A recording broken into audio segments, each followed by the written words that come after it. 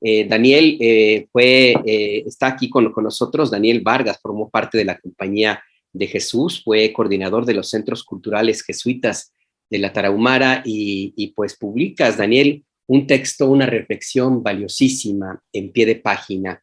El texto que publicas se titula Curar la tierra y defenderla, la disputa por el territorio en la Sierra Tarahumara, y es una mirada justamente al trabajo cotidiano que la Compañía de Jesús y que los sacerdotes, desgraciadamente, que fueron víctimas de la barbarie criminal esta misma semana, pues era su vida entera allí, en esa región. Bienvenido a Momentum, buenos días, ¿cómo estás? Buenos días, muchas gracias por la invitación.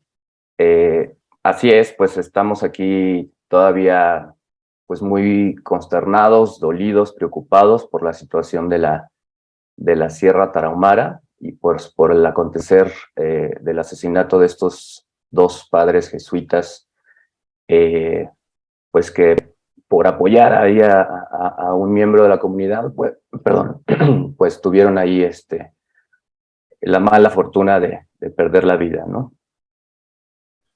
Ya, pues gracias, Daniel Vargas, por este valioso texto que nos estás presentando, que estás publicando en pie de página.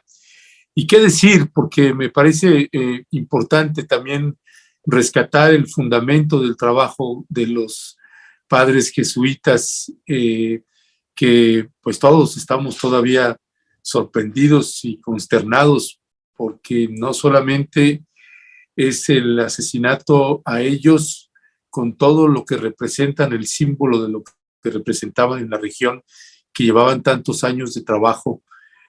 ¿Cuál es, desde tu punto de vista, tú eres ex jesuita, este proceso que se puede llevar a cabo, que llevan a cabo pueblos y comunidades frente a una tragedia de estas dimensiones?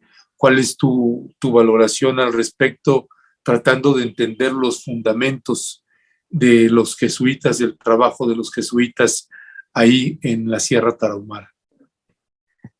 Sí, yo tuve la fortuna de llegar a la Sierra Tarahumara en 2008, en mi primer año como miembro de la Compañía de Jesús, y llegué justo una semana después de la masacre que hubo en Krill. No sé si recuerdan este acontecimiento, sí, en el que matan a 13 personas, incluido un bebé.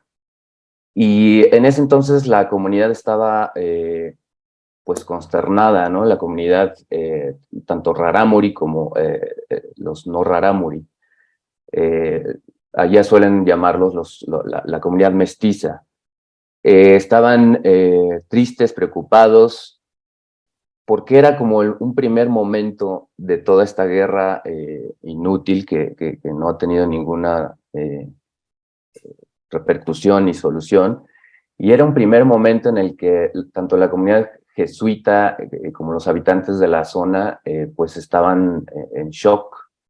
Hubo movilizaciones exigiendo justicia, pero a lo largo de los años estas matanzas, desapariciones han sido pues más frecuentes, más cotidianas, al grado de que ya no generan esta pues conmoción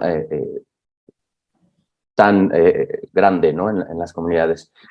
Esta situación que pasó ahora ha causado mucho revuelo, principalmente porque la Compañía de Jesús es una institución pues a nivel internacional, ¿no? Y la noticia repercutió y trascendió a nivel internacional. Y por eso hay tanta conmoción y lamentablemente en este país los casos se resuelven dependiendo del grado mediático que generen. Pero la cotidianidad es esta, ¿no? El crimen organizado es quien ha tomado el poder y las riendas de todo lo que sucede en la normalidad de la Sierra Tarahumara. Los jesuitas, pues su labor y su trabajo que han estado desempeñando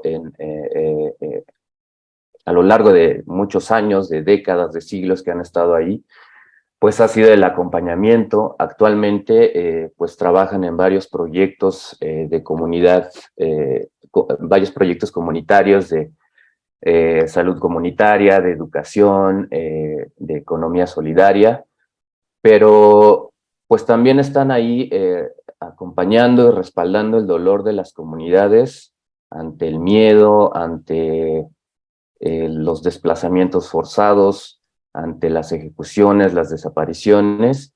Y bueno, ellos siempre han tenido el lema y la consigna de trabajar con fe y justicia, ¿no? Una justicia restaurativa que acompañe, que trabaje en cuanto a la prevención y del crimen, pero difícilmente se puede llegar a estos trabajos más allá de los contextos muy locales, ¿no? Porque las autoridades de la zona, de la región, las autoridades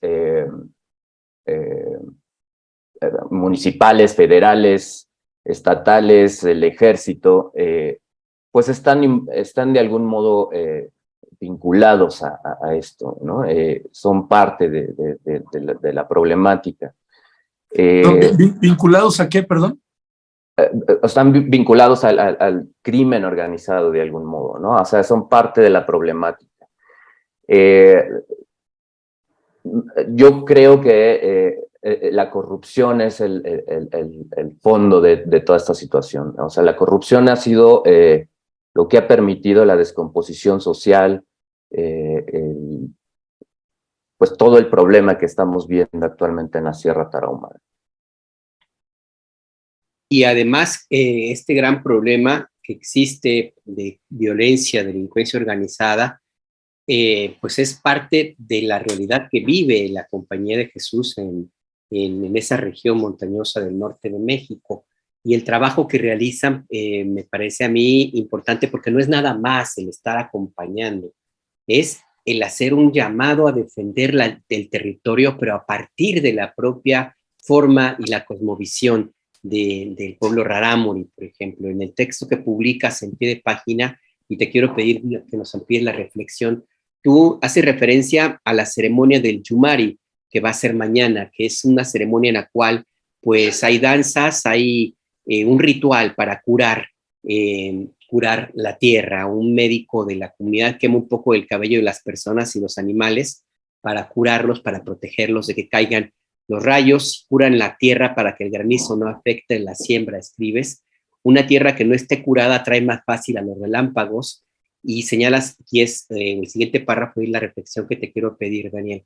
Los jesuitas en la Sierra Rarámuri tienen décadas acompañando y participando de estos rituales porque han sabido comprender la importancia del cuidado comunitario. Llevan años llamando a defender el territorio como el sumario por la defensa de la vida rarámuri, de su lengua, de su conocimiento, de sus prácticas comunitarias, de su espacio. Una manera profunda de hacer un llamado a la defensa del territorio muy particular de la Compañía de Jesús. Cuéntanos un poco más de ese trabajo de acompañamiento de esta manera que se hace ahí en el terreno, Daniel. Sí, los jesuitas en el siglo pasado tenían en la Sierra Tarahumara proyectos de albergues, cooperativas, etcétera. En algún momento, sobre todo después del Concilio Vaticano II y con el auge de la teología de la liberación, ellos se dan cuenta de que el modo de estar en la sierra pues tendría que ser de otra manera, y se empiezan a involucrar mucho en la forma de estar, de vivir, de pensar, de pues la sacralidad propia del pueblo rarámuri, ¿no? Es un pueblo, es una comunidad que vive ritualmente cada aspecto de su vida, y son muy celebrativos de la vida, de la muerte, su conexión, pues como lo comenta en el texto, con la tierra y con la naturaleza, pues tiene que ver mucho con esto, con el cuidado comunitario, con cómo ellos perciben, ¿no? el mundo y su relación con él. Y los jesuitas se dan cuenta de que la forma de involucrarse es pues respetando y participando, siendo espectadores de algún modo y acompañando estas ritualidades. Y hay un proyecto actual que son los centros culturales, en el que tuve la fortuna de trabajar, que trabaja mucho en esta defensa de la lengua, del territorio, a partir de la enseñanza. Los propios maestros Rarámuri en este proyecto enseñan a los niños las formas de pensamiento propias, ¿no? Y es un modo de defender. La comunidad Rarámuri es una comunidad que ha resistido muchos años el embate de tantos problemas y situaciones que ha habido en su comunidad. Y su manera de resistir es esto, proteger su pensamiento, su lengua, sus tradiciones, su forma de vida. Y yo creo que esta denuncia que se hace sobre la defensa del territorio es esta, ¿no? Es el cuidado de lo que son, de su pertenencia, de su identidad.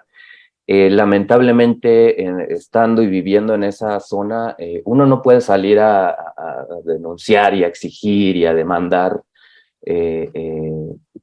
sin el riesgo, ¿no? de poder pues quedar ahí a merced del crimen organizado, de perder la vida, pero la resistencia, sobre todo impulsada por la Compañía de Jesús también, por las mismas organizaciones civiles, por las mismas comunidades, pues es esta, ¿no? El resistir, practicando sus propias formas de vida y de pensamiento. Ya, sí, gracias, gracias. Déjame, me detengo también en otro punto que me parece pues muy, muy importante y que es la parte, hay una parte que leo en el texto que estás enviando, estás publicando en pie de página, que dice, no solo la siembra de marihuana, amapola y narcomenudeo, ellos tienen el control de la entrada y salida a las comunidades, toman las decisiones de las asambleas ejidales sobre el manejo de recursos y distribución de utilidades de los aserraderos, la venta de alcohol, la explotación de minas. Para quienes hemos trabajado por muchos años con pueblos y comunidades indígenas, que en pueblos y comunidades se llegue al extremo de que ya no sean las propias comunidades y los pueblos indígenas quienes tomen las decisiones en las asambleas, sino grupos de un cártel, pues tiene implicaciones muy, muy fuertes, afectaciones muy fuertes para las poblaciones. ¿Cuál es, desde tu valoración, pues los puntos que más les han estado afectando e impactando a los rarámuris allá? Sí, desde luego es una problemática multifactorial. Son muchos los factores que han permeado en esta situación. Hace algunos años tuve una conversación con un chico no rarámuri, de alguna comunidad de allá de la sierra. Él era chutamero, así les llaman a los que cuidan las siembras de marihuana y de amapola, la chutama, la marihuana. Y él pues me comentaba que vive en una comunidad barranqueña. La sierra pues tiene montañas, barrancos, el clima en la montaña es muy frío y en el barranco el clima es pues más tropical por el calor, ¿no? Y él vivía en esta zona barranqueña y me comentaba que su familia se dedicaba a la venta y distribución, bueno, a la cosecha y a la siembra de papayas. El acceso a estas barrancas es larguísimo, son carreteras de terracería muy descompuestas, son trayectos muy largos, entonces para que ellos pudieran vender sus papayas, pues es el gasto de gasolina, el tiempo, llegar a comunidades donde puedan vender, realmente no da para vivir, ¿no? Y pues para esta gente ha sido más fácil y más, pues más redituable la venta de dedicarse más pues a la siembra de marihuana y amapola. Es como en todo el país, yo creo que es una zona donde se ha abandonado el campo, donde los políticos, los servidores públicos controlan la distribución de el subsidio de agroquímicos, de fertilizantes. El campo y los campesinos pues están olvidados, entonces mucha gente se ha tenido que dedicar a esto, ¿no? El problema, yo creo que fue por muchos años así, décadas, se trabaja así. Yo creo que el cambio a la problemática de la violencia sucedió cuando empezaron a ingresar armas al país, ¿no? El acceso a las armas yo creo que fue lo que ha descompuesto todo la situación, ¿no? El tener una arma, el poder ejercer este poder de dominio, de control, del poder del miedo, ¿no? Y del terror. Es en el momento en el que se descompone esta situación y pues también ven la oportunidad no nada más de controlar la siembra, ¿no? Sino también el control de toda la vida social, moral, económica, empiezan a tener el control de todos estos, pues parte de la vida, ¿no? Entonces, sí, empiezan a controlar, como dice el texto y como bien mencionas, las decisiones asamblearias en los ejidos, empiezan ellos a poner quién va a ser el comisario general, quién va a ser el presidente seccional, el control y la distribución de la tala clandestina, de las utilidades de los aserraderos, la venta del alcohol, en fin, un sinnúmero de actividades en las que ellos empiezan a ejercer el dominio y el control. Ya. Sí, es algo que es la parte de la realidad que se vive en aquella región de la Sierra Tarahumara. Mi última pregunta, Daniel, para ir cerrando esta entrevista que te agradecemos, cuéntanos un poco el trabajo del padre Gallo, el padre Morita, cómo eran, la gente los quería muchísimo, pero más allá de eso, tu reflexión, tú que lo colaboraste, trabajaste, que los conocías perfectamente. Sí, el padre Gallo era una persona extraordinariamente alegre, era una persona muy platicadora, tenía un sinnúmero de experiencias y de anécdotas, y le preguntabas así por alguna cuestión mínima y te podías quedar 3 horas platicando porque se extendía, ¿no? Y te contaba así 1000 cosas de su vida, de su experiencia. Era una persona muy entregada, hablaba rarámuri, él celebraba en la lengua rarámuri. También sabía el rarómari, que es otra variante, ¿no? de la región.